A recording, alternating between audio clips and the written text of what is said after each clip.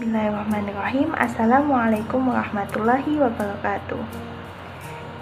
Kami dari kelompok 6 yang beranggotakan saya sendiri, Alvina Rizkywanusi, Ainul Mutakin, dan Evelina Rufaida akan mempresentasikan tentang penaklukan Konstantinopel, analisis peperangan dalam Islam.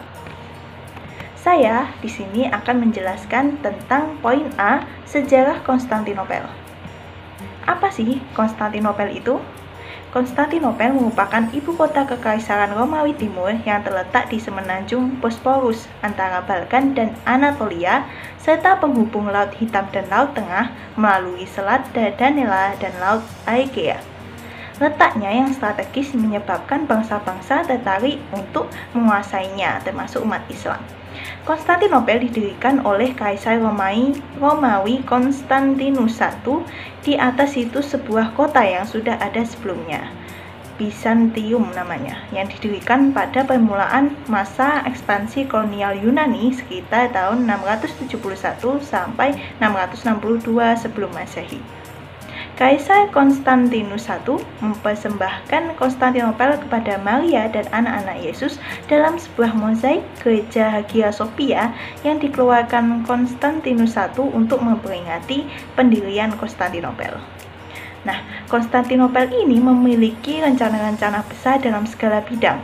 Setelah memulihkan kesatuan kekaisaran dan karena sedang melakukan reformasi besar dalam pemerintahan serta mensponsori konsolidasi masyarakat Kristen, dia sungguh sadar akan keterbatasan Romawi sebagai sebuah ibu kota. Konstantinopel dibangun selama 6 tahun dan diresmikan pada 11 Mei 330 Masehi. Konstantinopel membagi kota yang diperluas itu seperti Romawi menjadi 14 kawasan dan mendandaninya dengan fasilitas-fasilitas umum yang layak menjadi metropolis kekaisaran. Nah, selanjutnya untuk poin B akan dijelaskan oleh teman saya. Bismillahirrahmanirrahim. Di sini saya akan melanjutkan presentasi dari kelompok kami tentang penaklukan Konstantinopel ya. Di sini poin yang B terkait penaklukan Konstantinopel. Upaya untuk menaklukkan Konstantinopel dimulai sejak pemerintahan Khalifah Utsman bin Affan. Para khalifah dari Bani Umayyah dan Bani Abbasiyah hingga Sultan Murad II dari Daulah Utsmaniyah. Upaya selama 8 abad tersebut mengalami kegagalan sebelum dilanjutkan oleh Sultan Muhammad II yang selanjutnya disebut Sultan Al-Fatih.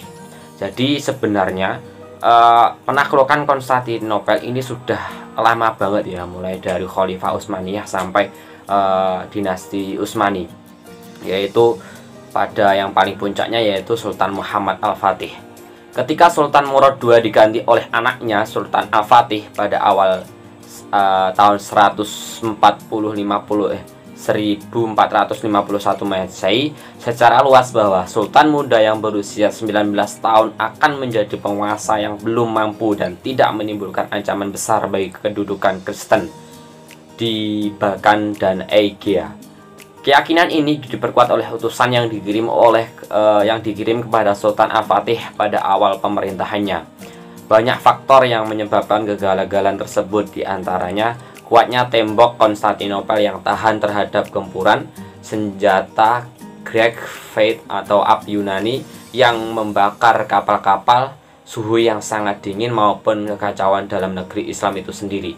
Ketika Sultan Bayezid I dari Daulah Utsmaniyah mengarahkan ekspansi ke Konstantinopel, tentara Mongol yang dipimpin oleh Timur Leng melakukan serangan ke Asia Kecil. Pertemuan terjadi dan tentara Utsmani mengalami kekalahan.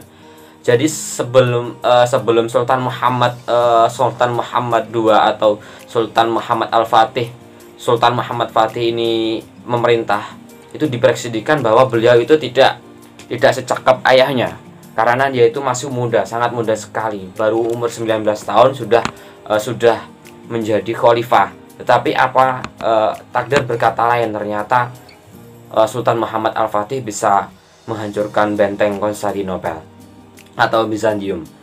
Oke, saya lanjutkan. Sultan Al-Fatih mempunyai kepribadian yang unik dan menawan. Semenjak muda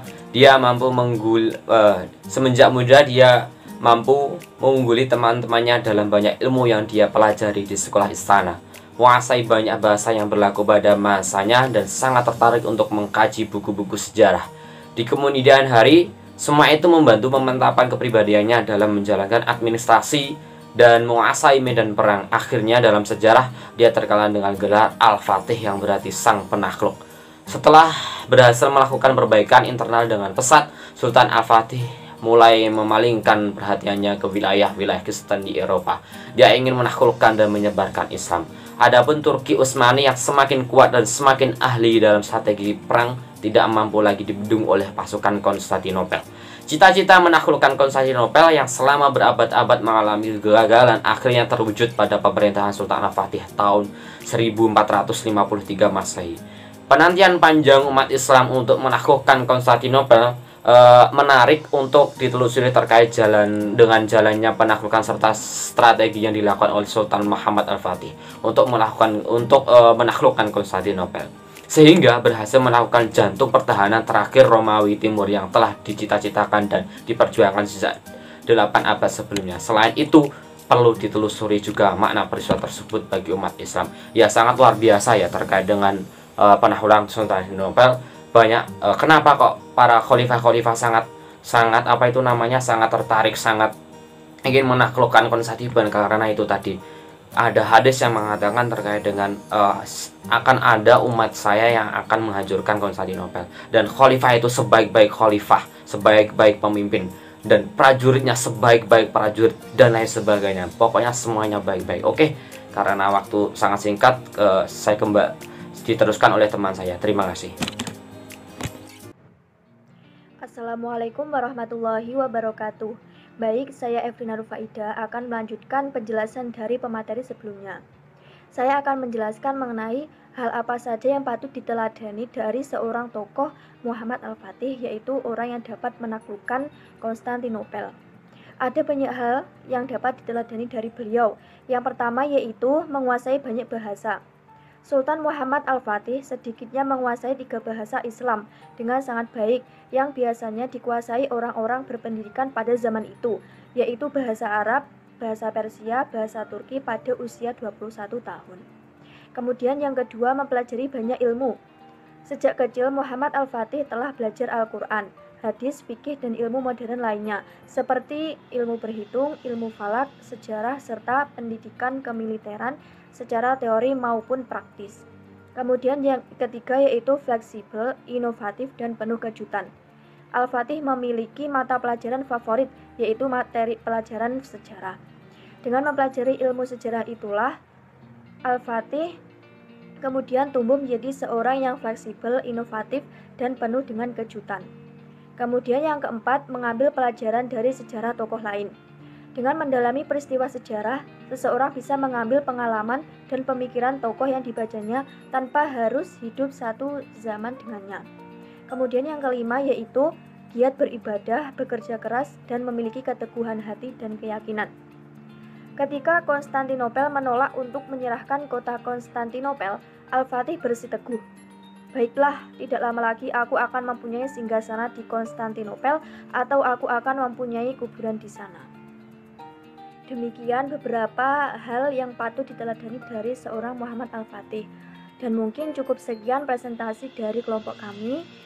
Kurang lebihnya kami mohon maaf. Dan jika ada yang belum jelas bisa ditanyakan dalam diskusi. Sekian dari kami, terima kasih. Wassalamualaikum warahmatullahi wabarakatuh.